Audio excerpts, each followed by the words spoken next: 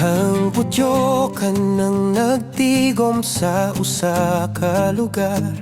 Nagpaning kamot sila adlaw ug gabi. Daghang mga buhat tapan walay tinuod nga kinabuhi. Walay dugos dito, walay buhing grasya sulod. Apan adunay gamay ug mapainupsanon nga grupo. Bisan gamay ra sila, tinuod ang ilang paglawom. Nagpakaon sila sa grasya ni Kristo lamang. Ug ang tinuod nga dugos dayon na padaya. Dugos sa grasya ni Kristo, nagasubang gikan sa langit.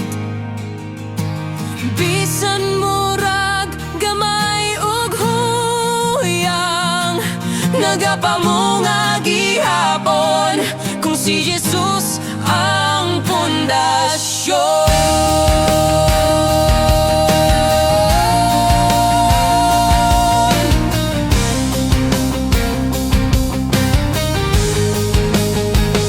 Adunay papel nga eroplano nga gihimo. Mitingguha nga mo lupad apan dalira na pakyas. Walay balanse dalira kini nahulog. Kay ang giya sa Dios wala nag-uban nini. Apan adunay usa nga milupad ug matahom. Kay si Kristo mismo maoy nag-ayo nini. Dili sa kusog, dili sa gahom sa tawo, kundili sa iyang grasya ug kamatuoran. Dugos sa grasya ni Kristo, nagasubang gikan sa langit.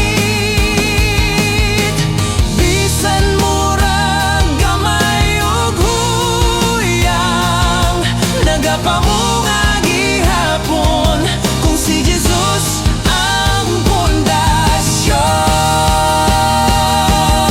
Nakita ko ang bugnaw ug malumong panganod nga mitabon sa yuta ug sa tanang dapit. Apan ang mga tanom wala madaot. Kay ang grasya ni Kristo mitabon kanila uban sa kalipay. Ang mga Hudyo ug mga Hentil karon nahimong usa sa lawas ni Kristo. Gihiusa sila, dili pinaagi sa mga buhat